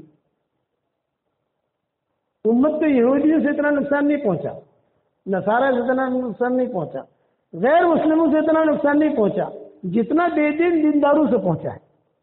پرسوں حضرت مفتی صاحب کے خدمت میں ہم تھے، ہمارا سورت کا پروگرام کر کے مفتی احمد صاحب کے پاس پوری رات ہم رہے، وہاں ان کے پاس ذکر کی مجلس میں بھی شریک رہے الحمدللہ۔ اب بیٹھے تھے تو پرانی باتیں انہوں نے بھی سنائی، ہم نے بھی سنائی۔ مفتی سعید صاحب رحمۃ اللہ علیہ کے شاگرد ہیں، ان سے پڑھا ہے انہوں نے، سر قصے سنائے، پھر میرے والد صاحب رحمۃ اللہ علیہ کے قصے سنائے، میں نے بھی ہمارے والد کے قصے سنائے، مفتی صاحب کے قصے سنائے، اور ساری باتیں ہوئی۔ تو میں نے مفتی صاحب کے سامنے یہ بات کی، میں نے کہا کہ حضرت اب تو ایسا ہے کہ بے دین دیندار بہت ہو گئے، تو اسے بالکل صحیح ہے، جیسے ان کے بولنے کا انداز ہے، بالکل صحیح ہے کہ بے دین دیندار اب بہت ہے، اور انہی کی وجہ سے یہ نقصان ہو رہا. حرم شریف بیٹھا ہوا, میں نے کس سے سنا ہے ان کو, میں حرم شریف میں بیٹھا ہوا تھا اور طواف زیارت کر کے فارغ ہوا تھا. اور طواف زیارت جو ہے حج میں بہت مہنگا پڑتا ہے. طواف زیارت بھیڑ بھاڑ میں کرنا اور بھی طواف ودا کرنا, پھر صحیح کرنا, جگہ طواف حج کے بعد فوراً سفر ہوتا ہے کہیں نہ کہیں کا. تو میں نے کہا میرے لیے حج میں سب سے مشکل جو کام ہوتا ہے طواف زیارت, طواف ودا اور صحیح. وجہ یہ کہ ہمارے حج کے بعد زیادہ ٹھہرتے نہیں ہیں, ہم پھر اپنے سفر میں نکل جاتے ہیں. یہ تینوں چیزیں ایک ساتھ ہم کر لیتے تک فارغ ہو جائے. تھکا ہارا بیٹھا ہوا پاؤں پھیلا کر, ساتھی میرے ساتھ تھے, ایک نوجوان بھاگا بھاگا آیا. حضرت حضرت حضرت وہ سبق سنتے ہیں نا ساری دنیا میں, الحمدللہ. تو بھاگا بھاگا آیا تو حضرت حضرت ایک دعا کر دیجیے, ایک دعا کر دیجیے. میں نے کہا کیا دعا کروں؟ میں کہا حضرت مدرسہ کھول رہا ہوں, دعا کیجیے اللہ کامیاب کرے. تو میں نے اس کو بلا تکلف کہا, میں نے کہا بھائی مدرسہ کھولنا ہو تو کھولو, ضرور ہم دعا کریں گے انشاءاللہ, لیکن دکان مت کھولنا. سمجھدار آدمی تھا, سمجھ گیا. یہ قصہ میں نے سب کو سنا ہے. اس نے کہا بالکل صحیح کہا آپ نے, کبھی بھائی کھولنا ہے تو مکتب کھولو نا. مکتب میں مال نہیں ملتا, مدرسے میں مال ملتا ہے. میں نے کہا دکان مت کھولنا بھائی, دکانیں بہت ہو گئی اور انہیں لوگوں کی وجہ سے نقصان بھی ہوا. بھائی بلال بن باورا جو ہے یہ بڑا آدمی تھا نا. وَاتْلُ عَلَيْهِمْ نَبَأَ الَّذِي آتَيْنَاهُ آيَاتِنَا. آپ حضرات تو ماشاء اللہ ماہر ہے تفسیروں کے. اس کے ذیل میں دیکھو بلال بن باورا کا قصہ ملے گا آپ کو. بہت بڑی تقریریں کرتا تھا بہت, لیکن اللہ نے کیا کہا, فَمَثَلُهُ كَمَثَلِ الْكَلْبِ. یہ بے دین دیندار تھا. میں ہمارے مجموع میں کہتا ہوں کہ آج کل لوگوں کو, مردوں کو پیر بننے کا شوق بہت ہوتا ہے اور عورتوں کا آپائے بننے کا شوق بہت ہوتا ہے. آپا ایسے انہیں پتہ نہیں ہوتا کہ بھی آپا کو اللہ جسے آپا بناتا ہے وہ آپا بنتی ہے. خالی تصویر پکڑنے سے آپا تو نہیں ہوتی, خالی اماؤں پہننے سے تو پیر نہیں بنتا. ہوتے ایک اندر کی صفات ہوتی ہے, اندر کی چیزیں ہوتی ہے جس کی وجہ سے اللہ دنیا میں چلاتا ہے. اب سمجھے, یہ میں نے کہا یہ بے دین دیندار تھا, اس کی وجہ سے اس کی حالت کیا ہوئی, فَمَثَلُهُ كَمَثَلِ الْكَلْبِ. اور ایک بات کہتے ہیں, اب تو ڈر کی بات ہے نہیں, چونکہ ابا بھی کہتے تھے, سب بزرگوں کے سامنے کہتے تھے, جہنم میں سب سے پہلے مشرکین نہیں جائیں گے. جہنم میں سب سے پہلے یہود نصارہ نہیں جائیں گے. جہنم میں سب سے پہلے یہ کہتے ہیں کہ یہ شیعہ نہیں جائیں گے. کہ جہنم میں سب سے پہلے کون جائے گا, ایک سوال ہے. جہنم تو جہنم ہے. جہنم میں سب سے پہلے وہ دین کے کام کرنے والے جائیں گے جن کی نیتوں میں کھوٹ تھا. قاری, سخی, شہید, یہ کون تھے؟ یہ لوگ یہ بڑے بڑے کام کیے ہیں انہوں نے. پھر ابا فرماتے تھے کہ دین کا کام کرتے کرتے پہلے تبلیغ کا نام لیتے تھے ابا, کیونکہ تبلیغ کے میدان میں تھے اور بڑے بڑے مجموعے تھے. دیکھو دعوت کا کام کرتے کرتے اگر کوئی بگڑ گیا وہ کہیں سدھرے گا نہیں, کھل کر کہتے تھے. اور مدارس چلاتے چلاتے کوئی بگڑ گیا وہ کہیں سدھرے گا نہیں, خانقاہ چلاتے چلاتے بگڑ گیا وہ کہیں سدھرے گا نہیں. پھر کہتے تھے ہوائی جہاز جو ہے اگر فیکٹری میں بگڑ گیا وہ سدھرنے والا نہیں ہے, وہ لوگوں کی جان لے گا. اس پر حضرت عمر روتے تھے. حالانکہ حضرت عمر کون ہے ہم سب جانتے ہیں. لو کان بعد نبی لکان عمر, یعنی کتنا بڑا درجہ ہے. حضور صلی اللہ علیہ وسلم کے دربار میں جب آئے ہیں حضرت عمر اور دروازہ کھٹکھٹایا تو دیکھا لوگوں نے کون ہے, حضرت حمزہ بھی تھے. تو دیکھا تو حضرت حمزہ نے کہا یا کسی اور نے کہا حضرت عمر ہے, دروازہ کھولو. نہیں, حضرت حمزہ کہتے تھے پورا مکہ مجھ سے ڈرتا تھا اور میں حضرت عمر سے ڈرتا. یہ حضرت عمر خود کہتے تھے, حضرت حمزہ خود کہتے تھے کہ میں پورا مکہ حمزہ سے ڈرتا تھا اور میں عمر سے ڈرتا تھا.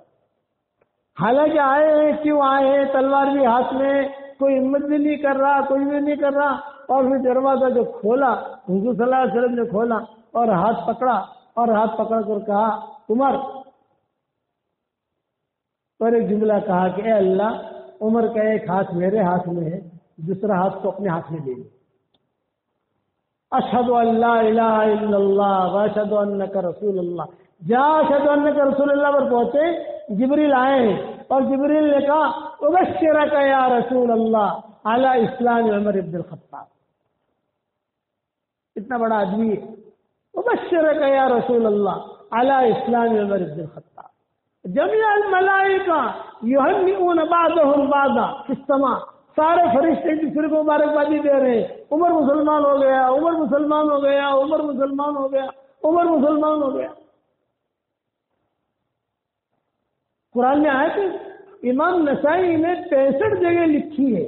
امام سیوطی نے غالباً 65 جگہ. ایک مرتبہ میں نے جمع کیا تھی یہاں جب مرکز ایک تھا، اور لیکن اس وقت ہماری کاپیاں وغیرہ جب کمرے خالی کیے یہ ہوا تو کاپیاں بھی کہیں رہ گئی، کوئی رہ گیا، کہیں بھاگم دوڑی کے اندر سب چیزیں چھوڑ گئی. کہیں 65 میں نے جمع کی تھی کہ ان کے دل میں بات آئی قرآن نازل ہوا، ان کے دل میں بات آئی قرآن نازل ہوا، ان کے دل میں بات آئی قرآن نازل ہوا. اتنا بڑا آدمی تھا حضرت عمر. لیکن احتیاط کتنی تھی؟ ڈر. حضرت عمر کی 2 بیویاں تھیں. ایک بیوی قریشی یہ سیدھی سادی، اور ایک بیوی جو تھوڑی پڑھی لکھی تھی. تو حضرت عمر میں اپنے زمانے میں جو مشورے ہوتے تھے کسرا کے، قیصر کے، جو بھی خطوط وغیرہ سفارا آتے تھے، تو حضرت عمر یہ پڑھی لکھی بیوی کے وہاں مشورے کرتے تھے. وہ ذرا کھانے وغیرہ کا ڈھنگ سے اہتمام کر لیتی تھی تھوڑا سا ترتیب سے. ایک مرتبہ کسرا کا قاصد آیا یا قیصر کا قاصد آیا، کئی گھنٹوں تک میٹنگ چلی، مشورے چلے. حضرت عمر کے زمانے میں اسلام میں پھیل چکا تھا نا، تو کئی جو ہے وہ مشورے چلے. تو حضرت عمر کی بیوی نے وہ قاصد کو کہا کہ بھائی تم کب جا رہے ہو واپس کسرا کے یہاں؟ کہا 2-3 دن میں جا رہا ہوں. اچھا جب جاؤ تو ذرا مجھ سے ملاقات کر کے جانا، مجھے رانی کے لیے کچھ ہدیہ دینا ہے، کسرا کی بیوی کی. تو وہ آیا قاصد. حضرت عمر کی بیوی نے 3-4 شیشیاں عطر کی اچھی طریقے سے پیک کر کے اس کو دے دی، اور یہ کہا کہ یہ رانی کو دے دینا. خیر یہ گیا، خطوط وغیرہ لے کر گیا، اور وہاں جا کر اس نے جو ہے رانی سے وقت لے کر اور کہا کہ بھئی یہ حضرت عمر کی فلاں بیوی نے یہ ہدیہ دیا ہے. اچھا امیر المومنین کی بیوی نے دیا ہے؟ امیر المومنین کی بیوی نے دیا. تم کب جاؤ گے واپس مدینہ؟ 2 مہینے میں. ہر 2 مہینے میں چکر لگتا تھا، خطوط وغیرہ مشورے وغیرہ زمینوں کو جو بھی ہے وہ ہر 2 مہینے میں. تو وہ کہ میں 2 مہینے کے بعد سفر کروں گا یہاں سے، یہاں کی ساری پوسٹ لے کر جاؤں گا. بہت جب تم جاؤ تو مجھے مل لینا. اب جانے کا وقت آیا تو وہ آیا، تو آپا میں جا رہا ہوں مدینہ. اچھا ٹھہرو. تو وہاں سے بھی ایک کوٹلا دیا اس نے رانی نے. اس میں عطر تھا، اس میں فیروزہ تھا، اس میں ہیرے جواہرات تھے، اس میں سونا چاندی، اور پھر ہدیے ہدایے جو بھی چیزیں تھی ساری کی ساری. بھائی یہ امیر المومنین کی اس بیوی کو دینا جس نے میرے لیے 4 شیشیاں عطر کی بھیجی، اس کا ہاتھ میں جا کے دے دینا. بہت اچھا. اب انہیں کے گھر میں مسئلہ ہوتا تھا، اور انہیں کی وہ بیوی نے 4 شیشیاں دی تھی حضرت عمر کی بیوی نے، تو اس نے لا کے دے دیا. اس نے کھولا بیوی نے، ارے ہیرے جواہرات، فیروزہ، پیسہ، درہم، دینار، رانی کی طرف سے ہدیہ آیا ہے نا. اتنے میں اتفاق سے حضرت عمر آ گئے. اتفاق سے آنے کا وقت نہیں تھا ان کا، اتفاق سے آئے. اور یہ ان کی اہلیہ محترمہ دیکھ رہی تھی، سب اپنی اوڑھنی سے صاف کر رہی تھی، دیکھ رہی تھی، ہیرے دیکھ رہی تھی. حضرت عمر نے کہا ارے سبحان اللہ، یہ کیا بھی فقیروں کے گھر میں امیروں کا مال، ہم تو فقیر ہیں یہ ہمارے گھر میں. تو ان کی اہلیہ کیا کہہ رہی ہے؟ یہ مجھے ہدیہ آیا ہے. ہاں ٹھیک ہے، آپ کو ہدیہ آیا ہے تو کس نے بھیجا ہے؟ ہمیں تو کسرا کی بیوی نے بھیجا ہے. اچھا کسرا کی بیوی کا اور آپ کا کیا رشتہ؟ آپ کا اور کسرا کی بیوی کا رشتہ کیا دوستی ہے، کیا تعلقات ہیں؟ وہ ایران میں ہے، تم یہاں ہو. تو میں کہ نہیں، اس نے مجھے ہدیہ بھیجا ہے. میں ٹھیک ہے آپ کو ہدیہ بھیجا ہے، یعنی وہ یہ ثابت کر رہی تھی کہ اس مال میں آپ کو تصرف کرنے کا کوئی حق نہیں ہے، مجھے ہدیہ ہے۔ حضرت عمر نے کہا آپ کو ہدیہ آیا تو آپ نے کچھ بھیجا ہوگا، تو یہ ہدیہ بھیجا ہوگا؟ میں نے کبھی ہدیہ نہیں آیا، آپ کے مرتبہ ہدیہ۔ ہاں بولے میں نے 4 شیشیاں عطر کی بھیجی تھی۔ کہ کتنے کی خریدی تھی آپ نے؟ ایک درہم کی، ایک دینار کی نہیں، دینار سونے کا ہوتا ہے، درہم چاندی کا ہوتا ہے، ایک درہم کی میں نے خریدی تھی۔ تو اچھا تم نے جو ہے 1 درہم کی 4 شیشیاں خریدی اور اس کو بھیجی، تو اس نے جواب میں یہ ہدیہ بھیجا، یہی ہے نا؟ ہاں بولے یہی ہے۔ تو دیکھو یہ تو بہت قیمتی چیز ہے، تم مدینہ میں بیچنے جاؤ گے تو کوئی بھاؤ دے گا نہیں، آپ مجھے وکیل بنا دو، میں مدینہ منورہ میں بیچوں گا، اس کا ریٹ اچھا آئے گا، کیونکہ میں خود بیچوں گا، امیر المومنین جو ہے بیچیں گے تو دلی کو دھوکہ دے گا نہیں۔ ہاں ہاں ٹھیک ہے۔ اب بھی یہ خوش ہو گئی کہ چلو کم سے کم اتنا تو کہا کہ مجھے وکیل بنا دو، میں بیچتا ہوں۔ چنانچہ گئے، بیچا، تو پوٹلے جو بھی درہم دینار کے تھے پیسے جو آئے، اور جب پیسے آ گئے تو حضرت عمر نے کہا ہاں وہ کتنے کا آپ نے عطر بھیجا تھا؟ 1 درہم کا۔ تو فرمایا کہ 1 درہم نکال لو اس میں سے۔ یہ احتیاط، اجتماعی مال میں یہ احتیاط۔ تو ان کی بیوی نے کیا کہا؟ وَأَمَّا الْبَاقِي، سمجھ گئے نا؟ وَأَمَّا الْبَاقِي، یہ باقی کہاں؟ تو وَأَمَّا الْبَاقِي سے بیت المال، کہ باقی جو ہے یہ بیت المال میں جائے گا۔ تو حضرت عمر کی بیوی نے کہا کہ امیر المومنین یہ مجھے ہدیہ بھیجا ہے، آپ کو ہدیہ نہیں بھیجا، میری ملکیت کا جو مال ہے اس میں آپ کو تصرف کرنے کا کوئی حق نہیں ہے، یہ مجھے ہدیہ بھیجا۔ حضرت عمر نے کیا کہا؟ آپ کو یہ ہدیہ اس لیے بھیجا ہے کہ آپ امیر المومنین کی بیوی ہیں،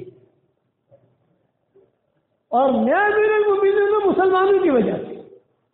بلال کی بیوی اگر بھیجتی یہ ہدیہ آتا وہ اتر کی شیشہ پھینک دیتی، وہ عمار کی بیوی بھیجتی وہ جواب دیتی، مقداد کی بیوی بھیجتی یہ غربا ہے، فقراء ہے، لیکن تم امیر المومنین کی بیوی ہو اس لیے آپ کو یہ جواب آیا ہے، اور میں امیر المومنین ہوں مسلمانوں کی وجہ سے، اس لیے اس مال میں آپ کو اتنا ہی حق ہے جتنا آپ نے بھیجا ہے۔ 1 درہم آپ کا ہے، درہم نکال لو، وَأَمَّا الْبَاقِي فِي بَيْتِ الْمَالِ۔ یہ احتیاط تھا، اس احتیاط پر چمکے ہیں حضرت عمر، اور اب تک جو ہے ان کی ترتیب چل رہی ہے۔ حضور کے پڑوسی بن گئے۔ جب حضرت عمر کو نیزہ لگا ہے تو ان کو ایک ہی فکر تھا، 2 فکر تھے حضرت عمر کو۔ ایک تو یہ کہ مجھے نیزہ لگا ہے، مر رہا ہوں، موت کی آہٹ حضرت عمر نے سن لی تھی۔ یہ کہتے تھے کہ اس بیماری سے میں اٹھوں گا نہیں، یہ ایسا نیزہ لگا ہے، ایسا وار لگا ہے کہ اگر دودھ بھی پلا تو ایک منہ سے ڈالتے دوسری جگہ سوراخ سے نکل جاتا، پانی بھی پلاؤ تو منہ سے ڈالتے دوسرے سوراخ سے نکل جاتا۔ تو حضرت عمر کہتے تھے کہ بچوں کا نہیں، لیکن مجھے فکر 3 چیزوں کا ہے۔ وصایا عمر یہ پڑھو، وصایا ابو بکر یہ پڑھو، وصایا علی یہ پڑھو، علماء نے جمع کیے۔ پہلے میرا بھی ارادہ ہوا تھا کہ میں بکھرے موتی میں یہ مضمون لے آؤں یہ چیزیں، لیکن اب بڑھاپے نے ڈیرا ڈال دیا، اب زیادہ کام ہوتا نہیں ہے، خود قرآن کے ہمارے کام چل رہے ہیں۔ الحمدللہ ہمارا ریاض القرآن تقریباً 17 ترجموں کے ساتھ آ گیا، 17 قسم کے، الگ الگ ترتیب سے 17 15 17 13 17 7 17، پھر جو ہے ہندی زبان میں ترجمہ ہو گیا، انگریزی زبان میں ترجمہ ہو گیا، رومن انگلش میں ترجمہ ہو گیا، چھپ بھی گیا، یعنی دنیا کے اندر چل بھی پڑا الحمدللہ۔ اب جو ہے چائنیز زبان کی تیاری ہو رہی ہے، چائنیز اور جاپانی زبان کی، تو اس کی تیاری کر رہے ہیں۔ آپ حضرات دعا فرمائیں کہ اللہ اس میں بھی کرا دے عافیت کے ساتھ۔ وقف والا قرآن آ گیا، تجوید والا قرآن آ گیا، یہ سارے کے سارے قرآن جو ہے یہ ہمارے الحمدللہ ترجمے جو کئی زبانوں میں آ گئے۔ رومن انگلش کی بہت سخت ضرورت تھی لوگوں کے لیے، وہ بھی چھپ گیا۔ ابھی گزشتہ ہفتہ 10 دن پہلے ہی تھا بنگلور میں، اس کے اجرا بھی کر کے آیا وہاں سے الحمدللہ۔ اس لیے اب زیادہ کام ہوتا نہیں ہے، جہاں بھی وقت ملا تھوڑا بہت کر کے آگے، ساری دنیا بلاتی ہے کہ بھی اب آؤ آؤ آؤ۔ آج صرف ترکی کا 1 مہینے کا سفر طے کیا ہم نے، بہت دنوں کے بعد۔ بہت تقاضے وہاں سے بھی تھے، چلو بھی 1 مہینہ مانگ رہے تھے، 1 مہینہ ہمیں دے دو، تاکہ 1 مہینہ جو آپ کو ترکی میں تھوڑا سفر کرا دے اور آپ کو یا تو مدینہ منورہ بھیج دیں گے وہاں سے، کیونکہ مدینہ منورہ چلا جاتا ہوں میں، وہاں سے قریب بھی ہے کہ ہندوستان بھیج دیں گے۔ تو آج ہم نے وہ سفر طے کیا ہے فورن کا، مطلب سب سے زیادہ بلاتے ہیں امریکہ والے اور انگلینڈ والے اور ساؤتھ افریقہ والے۔ ابھی ہمت نہیں ہے، ساری دنیا بلاتی ہے لیکن ابھی ہمت نہیں۔ تو حضرت عمر کا میں سنا رہا تھا، 3 باتوں کا وہ بار بار کہتے تھے، مجھے 3 باتوں کا ایک دل میں ہے۔ ایک تو یہ کہ لا لیا ولا علیہ، انتقال سے پہلے جملہ کہہ رہے تھے، لا لیا ولا علیہ، لا لیا ولا علیہ۔ اتنا بڑا آدمی ہے اور یہ ڈر ہے، آج اللہ معاف فرمائے مجھے کہنا نہیں چاہیے، آج ہمارا ایمان تو اتنا کمزور ہو گیا کہ اللہ کے بارے میں کیا سوچتے ہیں، اللہ چھٹی پر گیا ہے۔ حالانکہ اللہ تو وہ معکم اینما کنتم۔ سلف صالحین اپنے دوستوں کو نصیحت کرتے تھے، وہ پوچھتے تھے کہ کچھ نصیحت کرو ہمیں، کیا کرتے تھے وہ؟ یعلم سرکم وجہرکم ویعلم ما تکسبون، یعلم سرکم وجہرکم ویعلم ما تکسبون، بس۔ اور آخر میں لکھ دیتے تھے وہو معکم اینما کنتم، وہ تمہارے ساتھ ہے، وہ دیکھ رہا ہے، اس سے غافل مت بنو۔ حضرت عمر کہتے تھے لا لیا ولا علیہ، لا لیا ولا علیہ، اے اللہ میں نے جتنی نیکیاں کی ہے اس کا مجھے بدلہ نہ ملے کوئی اور اس کی بات نہیں، میرے گناہوں پر میری پکڑ مت کرنا، یہ جملہ تھا ان کا۔ اور دوسری فکر تھی میں دنیا سے جا رہا ہوں کہ اللہ میرے 84,000 کا مقروض ہوں میں۔ فتوحات کا دور تھا، ایک کسریٰ کے خزانے آئے تھے، یہ کسریٰ کا قالین آیا تھا، 2.5 ایکڑ لمبا تھا، 2.5 ایکڑ۔ جب وہ قالین مدینہ منورہ پہنچا ہے، حضرت عمر نے وہ کھڑے کھڑے، بیٹھے نہیں، کھڑے کھڑے جو ہے ساری جماعت کو بلایا اپنے ساتھیوں کو، بھائی بتاؤ اس قالین کے بارے میں تمہارا کیا خیال ہے، کیا کروں؟ سب نے ایک رائے دی کہ اسے باقی رکھو، اسے ختم مت کرو۔ کہ کیوں؟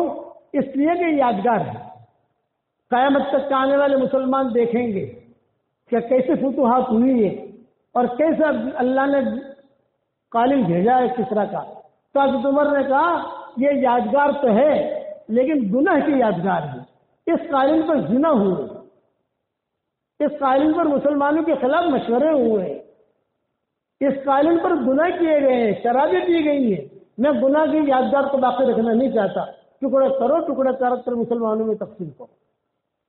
تقسیم کیا، اتنا مال آیا، اس کا جو ہے تخت آیا، 53 من سونا تھا اس پر، 53 من سونا تقسیم کیا، یہ اتنا مال تھا، لیکن خود کی زندگی کی تھی 84,000 کے مقروض۔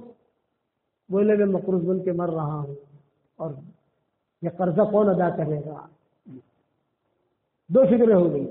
تیسرا کہ میری خواہش یہ ہے کہ میری قبر یہاں بنی، حضرت ابوبکر کے پاس، یہ میری خواہش ہے لیکن کہہ نہیں سکتا، کس سے کہوں؟ مرتے مرتے کس سے کہوں؟ میری تمنا ہے کہ قبر یہاں بنی، حضور کا پڑوسی بول گئی، حضور کا پڑوسی، کہوں کس سے کہوں؟ اتنے میں عبداللہ ابن عمر آئے، عبداللہ ابن عمر نہیں، پہلے تو عبداللہ حضرت علی آئے، حضرت عمر رو رہے تھے، تو حضرت علی نے کہا عمر موت کے ڈر سے رو رہا ہے؟ حضرت عمر نے کہا موت کے ڈر سے نہیں رو رہا، موت کے بعد میرا کیا ہوگا اس سے ڈر رو رہا ہوں، کہ تھوڑی دیر کے بعد دنیا اجل ہو جائے گی، میں اللہ کو کیا منہ دکھاؤں گا؟ تو حضرت علی نے کہا تیرے اس تقوی پر اللہ تجھے معاف کر دے گا۔ پھر عبداللہ ابن عمر آئے، اور عبداللہ ابن عمر جب آئے تھے رو رہے تھے، تو ابا کیوں رو رہے ہو، کیا بات ہے؟ فرمایا بیٹا دیکھ میں تو گنہگار ہوں اور موت کی آہٹ سن رہا ہوں، میں دیکھ رہا ہوں فرشتے آ رہے ہیں، دنیا سے جا رہا ہوں، جو کچھ بھی کیا میں نے بس اللہ تعالیٰ میری نیکی پر مجھے کوئی بدلہ نہ دے، کوئی عرض کی بات نہیں، لیکن میرے گناہوں پر میری پکڑ نہ کرے، جیسے عمر کہہ دیں۔ پھر کہا حضرت عمر رضی اللہ تعالیٰ عنہ نے کہ بیٹا 2 کام ہے تیرے ذمہ، ایک کام تو یہ میں 84,000 کا مقروض ہوں، میرے دنیا سے جانے کے بعد میرے دفن کرنے سے پہلے یہ قرضے کی ذمہ داری تو اپنے اوپر لے لینا اور اعلان کرنا، اور تو کیا کرے گا؟ حضرت عمر کے ایک زمین کا ٹکڑا تھا ان کی تحویل میں، وہ زمین کا ٹکڑا بیچ دینا، پیسے اچھے آئیں گے اس کے، اسے بیچ کر میرا قرضہ ادا کر دینا۔ میں اللہ کے سامنے مقروض بن کر جانا پسند نہیں کرتا۔ حالانکہ فتوحات کا دور وہ ہے، فتوحات کا دور کسرا بھی آیا، یہ بھی آیا، مال و منال بھی آیا، سب آیا، تقسیم کرتے گئے۔ اور دوسرا میری خواہش یہ ہے کہ میری قبر حضور صلی اللہ علیہ وسلم کے قریب بنے، لیکن شرماتا ہوں کس سے کہوں؟ اور یہ حضرت عائشہ کی تحویل میں ہے، حضرت عائشہ وہاں رہتی ہے، تو میری رائے یہ ہے کہ تم جا کر میرا سلام کہو اور امی جان سے کہو کہ بھی ابا کی خواہش یہ ہے کہ ان کی قبر یہاں بنے، اگر وہ اجازت دے خوشی سے تو مجھے وہاں دفن کرنا، اور اگر اجازت نہ دے تو بقی بھی لے جانا، مجھے بقی سامنے ہے، میرا ساتھی بقی میں ہے، لیکن میری اپنی تمنا یہ ہے کہ میں یہاں دفن ہوتا۔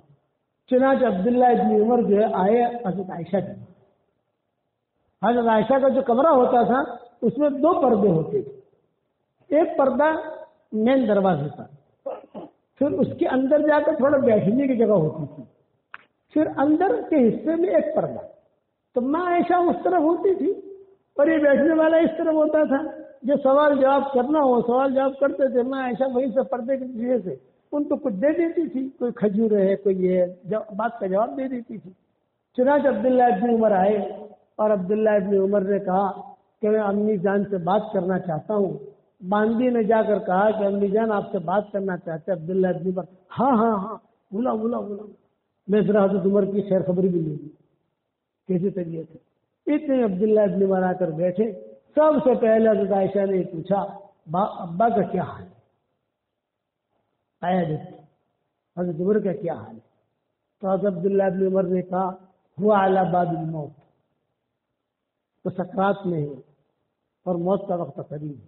تو حضرت عائشہ نے کہا اللہ اس کے لیے آسانیاں کرے، دنیا میں رہنا بھی آسان کرے، دنیا سے جانا بھی آسان کرے، اور دنیا کے بعد کی جو منزلیں اللہ وہ بھی آسان کرے۔ پھر حضرت عبداللہ ابن عمر نے کہا ایک معروضہ لے کر آیا ہوں، ایک درخواست۔ عائشہ نے کہا اہلاً و سہلاً، کیا کہنا چاہتے ہو کہو۔ تو حضرت عبداللہ ابن عمر نے روتے ہوئے یہ کہا میرے والد نے مجھے کہا ہے کہ ان کی خواہش یہ ہے کہ ان کی قبر یہاں ہو، لیکن یہ کہ اب آپ کے علاوہ کسی کو نہیں کہہ سکتے۔ آپ کی تحویل میں صدیق اکبر بھی وہاں ہے، حضور صلی اللہ علیہ وسلم بھی وہاں ہے۔ فسکتت عائشہ، عائشہ خاموش ہو گئی، جواب نہیں دیا۔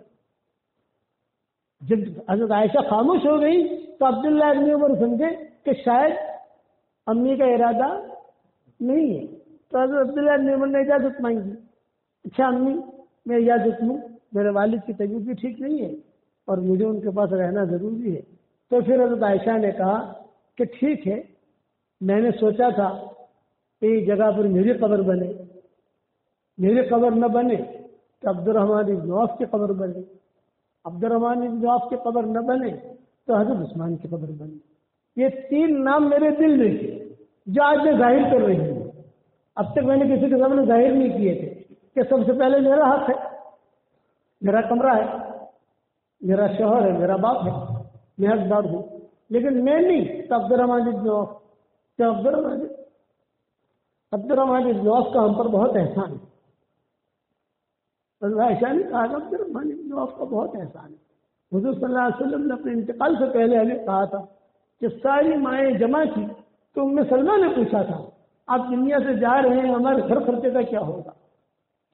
ام سلمہ نے سوال کیا تھا، تو حضور نے آنکھیں کھولی، نہیں فرمایا گھر خرچے کا تو فکر مت کرنا، ایک صادق الایمان آدمی آئے گا جو تمہارا خرچہ اٹھائے گا۔ نام نہیں لیا، ایک صادق الایمان آدمی آئے گا جو تمہارا خرچہ اٹھایا تھا۔ اب چونکہ نام نہیں لیا، اب مدینہ میں صادق الایمان کون ہے کچھ پتا نہیں۔ چنانچہ عبد الرحمن بن عوف آئے اور عبد الرحمن بن عوف نے جتنا مال ہمیں بیت المال میں سے ملتا تھا وہ تو ناکافی ہوتا تھا، بیت المال میں سے جو حساب قانونی اعتبار سے ملتا ہے وہ کافی نہیں ہوتا تھا، کچھ خرچے زائد بھی ہوتے تھے۔ تو عبد الرحمن بن عوف نے ہمارے لیے ایک باغ خریدا تھا، اور سارا کا سارا اس کا نفع ہمارے گھروں پر بوریاں بھر بھر کے آتی. یہ عائشہ نے کہا کہ جب بھی ان کا پوتا کھیلتے ہوئے میرے کمرے میں آتا ہے، جب بھی ان عبد الرحمن بن عوف کا پوتا تھا، وہ کھیلتے ہوئے جب بھی حضرت عائشہ کے پاس آ جاتا تھا تو حضرت عائشہ سینے سے لگاتی اور کہتی کہ بیٹا تیرے دادا کے لیے روزانہ میں دعا کرتی ہوں کہ اللہ عبد الرحمن بن عوف کو جنت کے سلسبیل چشمے سے پانی پلا. اس کا ہم پر اتنا احسان ہے صادق الایمان. تو میرے دل میں یہ تھا کہ ان کی قبر بنے، اگر وہ نہیں تو پھر ذل نورین حضرت عثمان کی قبر بنے.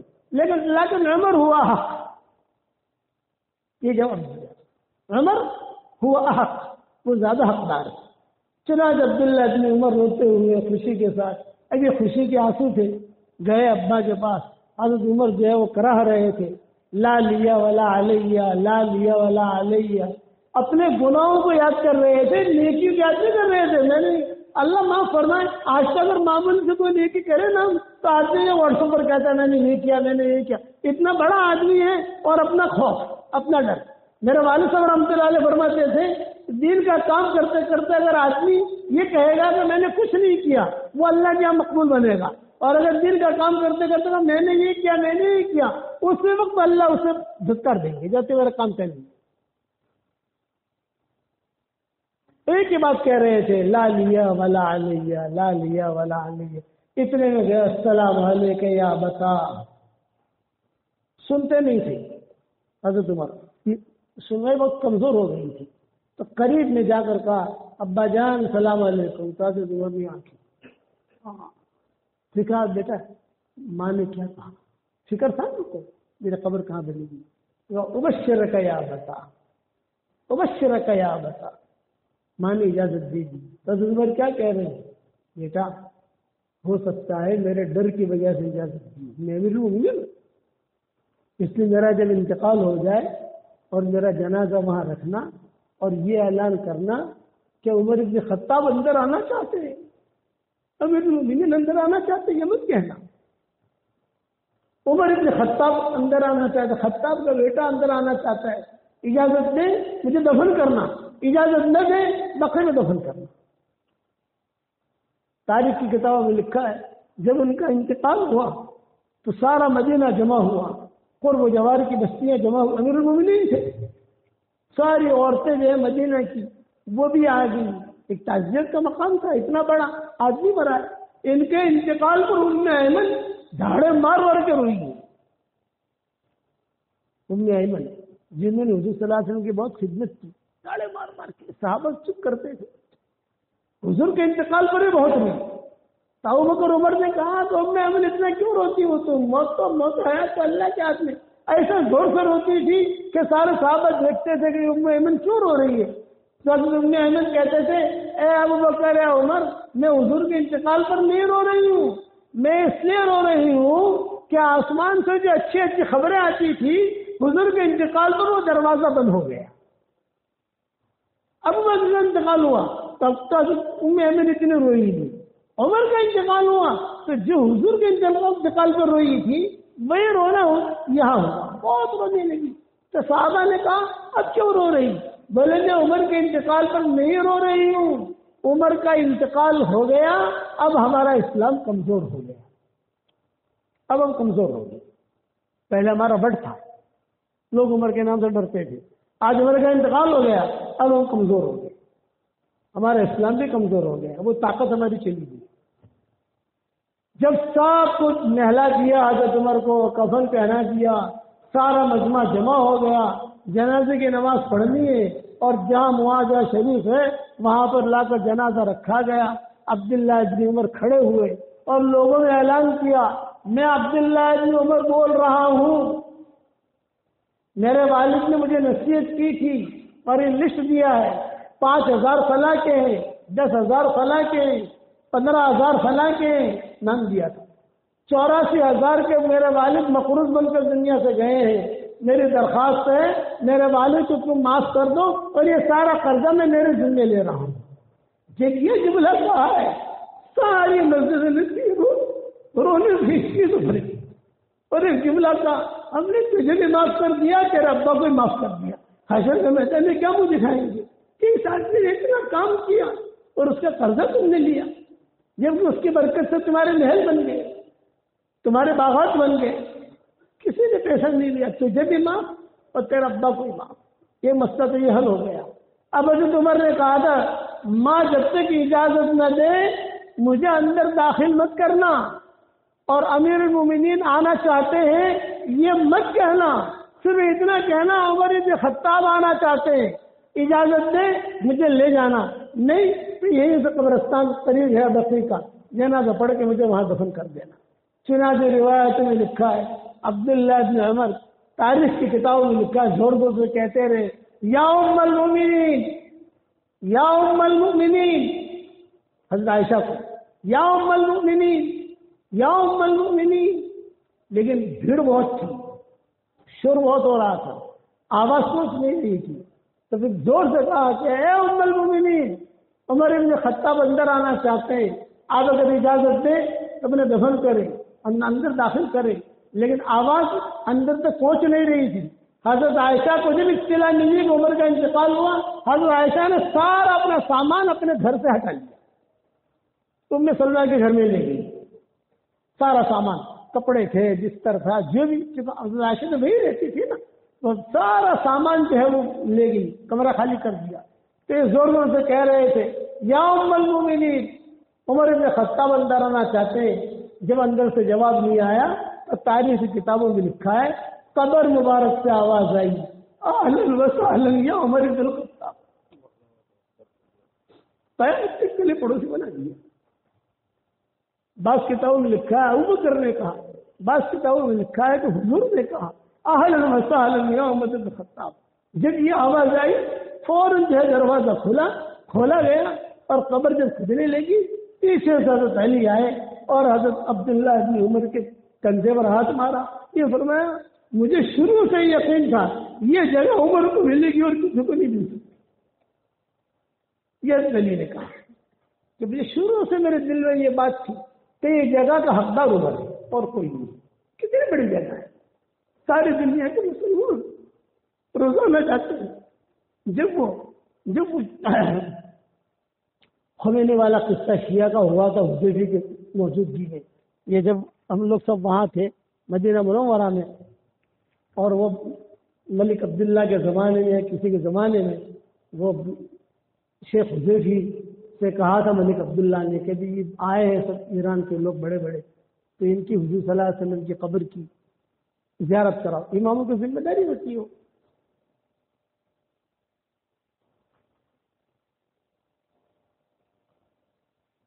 تو شیخ حذیفی جو ہے وہ بادشاہ کا وقت تھا، اور یہ امام تھے شیخ حذیفی، وہ لے کر گئے حاضہ قبر رسول صلی اللہ علیہ وسلم، پڑھوایا حاضہ قبر ابا بکر، تو انہوں نے یہ تھوکا ان کے سامنے، حذیفی کے سامنے، حاضہ قبر عمر۔ حذیفی تو خاموش رہے، پولیس والے تھے، سارے کے سارے تھے، اب بادشاہ کا وقت ہے کیا کریں۔ اتفاق یہ تھا کہ جمعرات کی رات تھی، جمعہ کے دن خطبہ ان کا تھا، حذیفی کا، یعنی خطبہ ان کے ذمہ تھا، اور وہ سامنے بیٹھا ہوا تھا جو وفد آیا تھا، تو ہندو نے تو یہ جو کچھ کہنا تھا سب کچھ کہہ دیا کہ حضور یعنی اللہ نے پڑوسی بنایا ہے اور تم اس پر تھوکتے ہو، اللہ نے چھانٹا ہے تم یہ کرتے ہو، یہ تو وہ تم بیچ میں سے اٹھ کے کھڑا ہو کے چلا گیا۔ تو پھر ہم جو حذیفی کی ملاقات کے لیے کہ بعد میں حذیفی کو کچھ سالوں کے لیے معزول کر دیا تھا، تو جب وہ گئے حذیفی سے ملنے کے لیے، وہ ہم سے بہت محبت کرتے ہیں، بھائی آج میرے گھر کھانا ہے رات کو، وہ آرڈر کرتے ہیں عبدالغفار شیخ کو میرے گھر لانا کھانے کے لیے۔ میں نے کہا شیخ میرے ساتھ تو بہت لوگ ہیں، دو بیویاں ہیں، بچے ہیں، یہ بولے جتنے ہو آج رات کو میرے گھر کھانا کھانا۔ حضرت سردی بہت ہے، بارش بہت ہو رہی، سب کچھ بھی نہیں، سب گھر ماشاءاللہ بڑا ہے، عبدالغفار خلاص انت جب ہاولا کلم فی دی، میرے گھر پر ان کو لے کے آؤ کاروں میں، شیخ کو میرے ساتھ لاؤ گھر میں۔ تو میں کہا حضرت آپ نے حضور کی ممبر کہاں ادا کیا، آپ نے حضور کی ممبر کا جو حق ہے وہ ادا کر دیا۔ اس پر وہ روئے، یہ کہ بس اللہ نے میرے دل میں ڈالا، میں نے کہا جیو یا مر، میں کیسے ان کے خلاف سے بات کروں۔ جبکہ میں نے اپنے آنکھوں سے دیکھا ہے، میں ان کے خلاف کیسے بات کروں؟ کہ جبکہ میں نے ساری حدیثیں پڑھی ہے، تو کہا اللہ آپ نے حضور کے ممبر کا حق ادا کیا، بولے کہ دعا کرو اللہ اور بھی حق مجھے ادا کرنے کی توفیق دے۔ پھر معذور کر دیے گئے، یہ ہوا پھر صبح ذمہ دار بنے، سب کو فکر تھی کہ کسی طریقے سے یہ حرم میں آوے۔ پھر سے ملک عبداللہ آئے ہوئے تھے وہاں مدینہ منورہ میں، جیسے زیارت کے لیے آتے ہیں، ملک عبداللہ جا رہے تھے، شیخ سدیس جو ملک عبداللہ کو ودا کر رہے تھے تو انہوں نے شیخ سدیس سے خود نے کہا کہ 2 سال سے شیخ حذیفی حرم میں نماز نہیں پڑھا رہے ہیں، اور میری خواہش یہ ہے کہ آپ انہیں اجازت دے دیں، آپ امر کر دیں، پھر ہم پھیلا دیں گے سب جگہ۔ تو شیخ عبداللہ نے بیٹھتے بیٹھتے کہا توکل علی اللہ، یہ جملہ کہا توکل علی اللہ۔ تو توکل علی اللہ کہا تھا ہاں یا نہ؟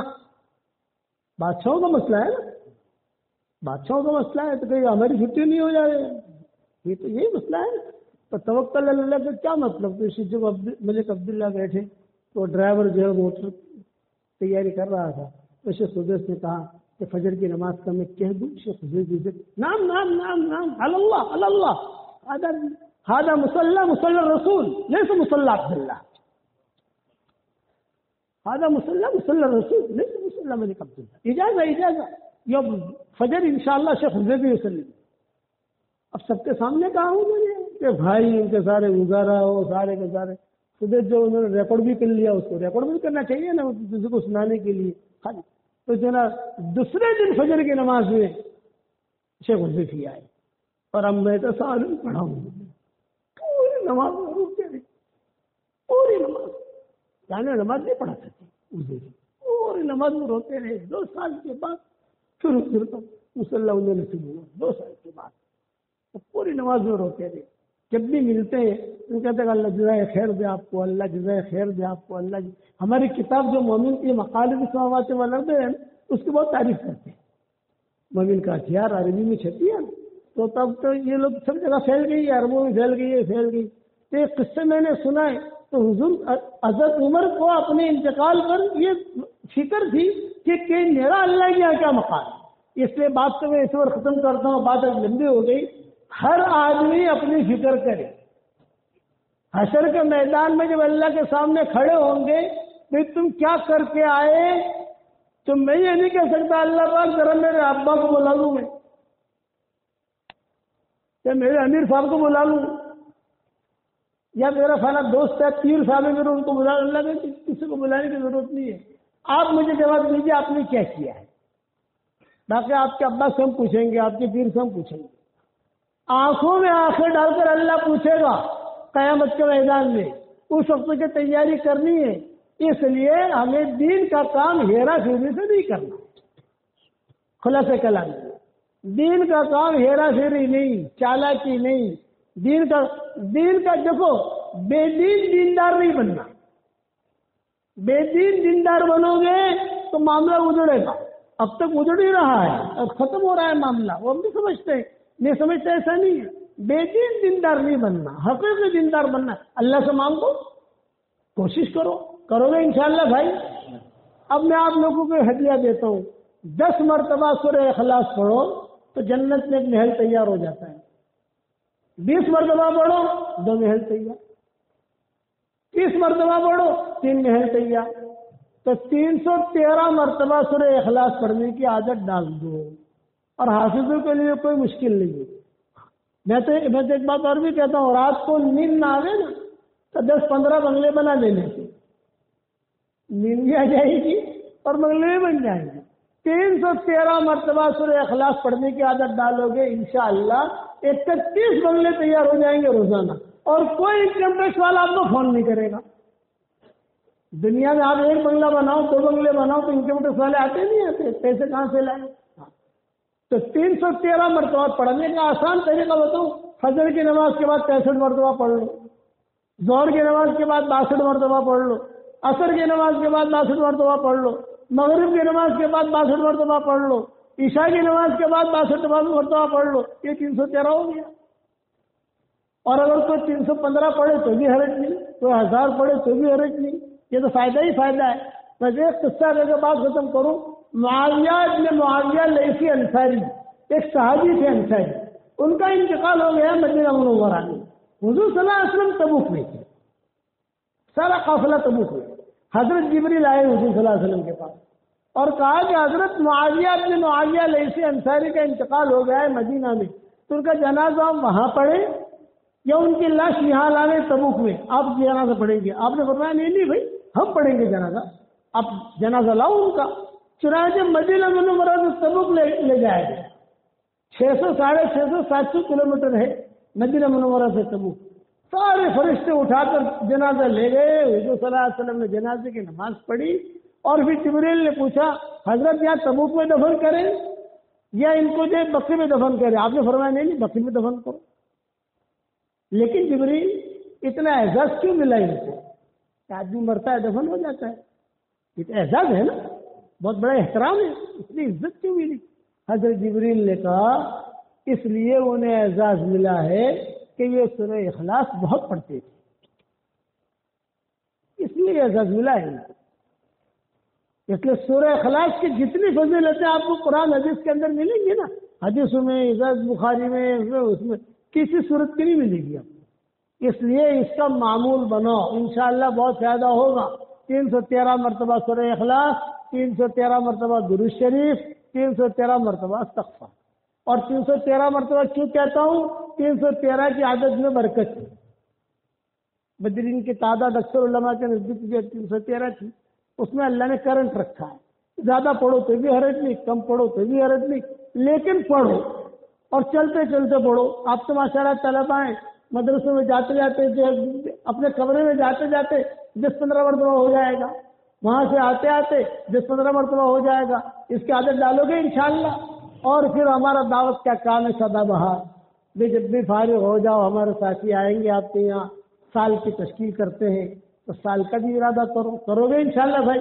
کہ ڈافیل میں نے بیان کیا تو وہاں والوں کی بھی تشکیل، ڈافیل والی میں جا کر آیا پرسوں رات وہاں تھے تو وہاں سارے طلباء کی ہم نے تشکیل کی کہ اللہ کے راستے کی نقل و حرکت میں وقت لگاؤ اور بے دین دیندار مت بننا بھائی. آج کا سبق یہ ہے بے دین دیندار مت بننا.